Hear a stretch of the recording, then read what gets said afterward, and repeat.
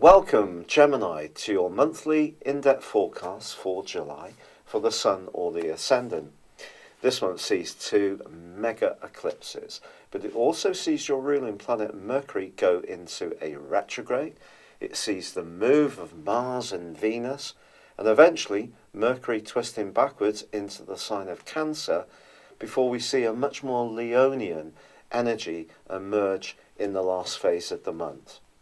But as this month begins, on the 2nd of July, there is a solar eclipse in the part of your horoscope that's very much to do with your resources. But it's going to be how you use your mind, which is going to be just as important to your success as anything else. But there is a great extra boost for you, because not only will the solar eclipse reverberate through the back of your situation in the last half of this year, and therefore give you a fantastic platform to drive forwards if you're wanting to improve your sense of self-worth, your financial situation, or just your appreciation of the good things in life. It's the arrival on the 4th of Venus, also into the sign of Cancer, which is so providential for you personally, for your zodiac sign, because this can be a significator of good things happening for you, of good fortune flowing in. Also on the 2nd of this month, Mars, the planet of hustle and bustle and instant gratification, that switches signs into Leo, which is going to be emphasizing your natural communicational skills. This will give you a lot of gusto, a lot of enthusiasm, verve and fizz over the following 6 weeks, so right through into the second week of August. You can also find yourself much more active. Now, if you live in the northern hemisphere, this could see you exercising more, cycling, walking, swimming, and if you are holidaying in that period of time, these kind of more physical pursuits can really grab your attention. If you see yourself as a more cerebral Gemini, and you love to chat or you love to learn, this can be a key month too. But we have to say that in the second week of this month, the Sun does go into an opposition with Saturn. If you have got a situation where you need to interact with someone else, particularly around your financial situation, so if you're talking to a bank to try and raise funds for a business project, or perhaps you're trying to attune your everyday income to your longer term prospects, the more sobering influence of Saturn cannot be underestimated. Also, from the 11th to the 17th, the Sun is going to be going face to face with Pluto. If you do want to make a stand for what you believe in, you can be quite impassioned on the back of that particular aspect. But it is true to say that Neptune, the planet of dreams, does continue its journey in the part of your situation which is to do with your worldly interaction. And for the first 3 weeks of July, she's in a right angle with Jupiter, the planet of growth, which is in your sector of relationships. And it does continue to be in retrograde for the whole of this month. So if you are trying to promote a business or an idea or a plan, or you're trying to impress someone in a position of influence, it's absolutely vital on the back of that right angle that you come across as someone who's very consumerate with the facts and figures of what you're trying to put across. So in other words, it's going to be vital to be real. Passion and enthusiasm on their own are not going to be enough. But that's where your natural appreciation of facts and figures comes in so well for you. Except that on the 7th of this month, Mercury, your ruler, does go into a retrograde, which is going to last right through to the end of the month. Now, by the 19th, Mercury is inverting and going back into the sign of Cancer. So that concerns your finances. And with Venus also moving, as it has done, into the sign of Cancer on the 4th, that too is going to go face to face with Saturn and Pluto this month. So I don't think that July is going to be a good month to be too spontaneous or too scattered with your resources. It's more a month of testing out everything you want to do in a very rugged and robust way to ensure that any ideas you have to improve your lot are actually going to stand the test of time. Now, one of the great ways you can do that is by talking to someone who has great experience or wisdom or is absolutely, totally trustworthy. Someone who doesn't have any particular agenda in your situation. Someone who's a bit more detached. An advisor can be of great assistance to you this month. So, if you do find yourself with a judgment call to make over a big ticket item that you want to invest in or buy, whether it's a new car, thinking of moving homes, or perhaps you're wanting to change significantly where you live and it is going to take some investment, this is not a month to take a too spontaneous approach to it.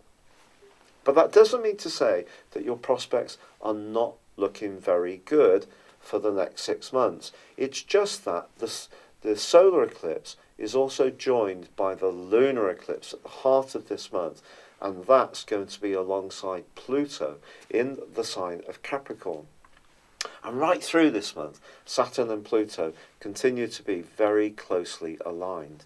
Now, they're not going to be absolutely exact until next year, 2020, but within 2 degrees, believe me, this is going to be very important. So, in terms of your romantic situation, I do feel that these two are going to be just as impactful as on your practical circumstances around money. And that's because Pluto is about lust, it is about desire, it's also about change, but it can also be about power. Now, on the other hand, Saturn is very much about structure, but it's also about control.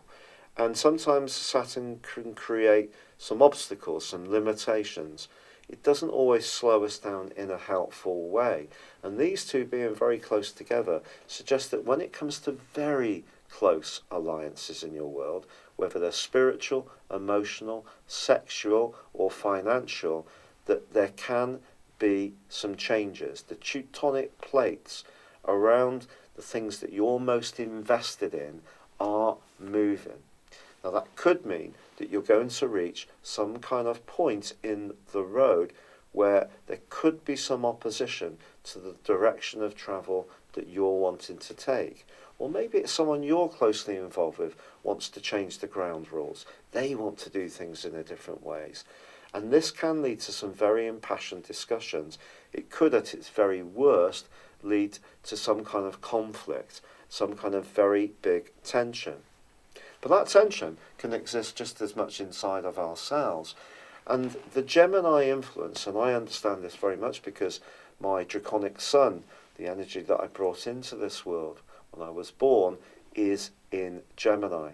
So the things that we're very, very much we care very deeply about are the things that are going to engage you this month to the maximum degree.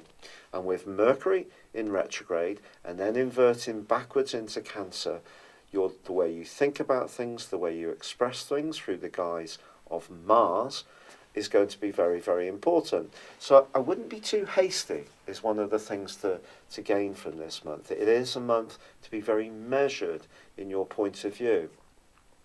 Your energy and enthusiasm can be absolutely sparkling, and that can inspire other people to be involved with you. But these energies that are evolving are very major structural changes. And it's possible, therefore, that if you are in a situation which is reaching the end of the road or needs to fundamentally change, it will require some flexing in order to deal with it. But you can emerge from this fantastically well when the Sun moves on the 23rd into Leo. Then the pace of life is going to pick up marvellously well.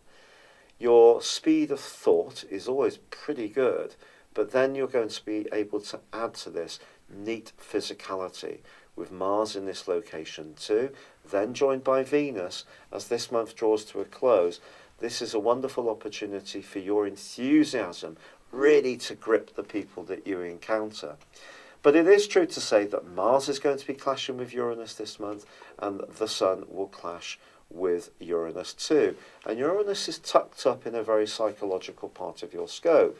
So as much as you can say your truth, other people could surprise you in a sudden way by saying theirs. And some of it may relate to parts of your nature or the way you are that you're not quite so au fait with, because these are very psychological influences.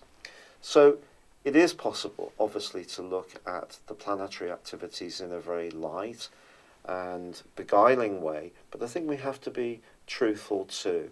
Pluto and Saturn are in these parts of your horoscope for a reason, and it is all about transformation, and the transformation isn't necessarily an easy process for any of us.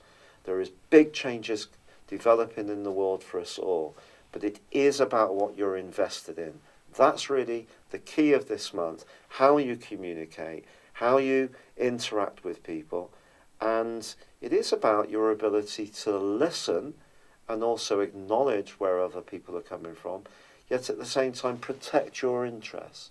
So it's about finding that middle ground. Thank you for having joined me at your monthly horoscope forecast. I do hope you enjoyed it. If you'd like to know more about what's going on in your situation, go on a journey of discovery beyond your zodiac sign by embracing your personal astrology. This is based on your time, date and place of birth. And if you no longer live in the same location where you were born, in terms of your forecasting, I can relocate you to where you are living now. Not a lot of services like this offer that particular feature. But equally, I use a form of forecasting called directions. This is where we take your personal horoscope when you were born, your natal chart, and advance it for roughly 1 degree for every year of your life. These are particularly impactful.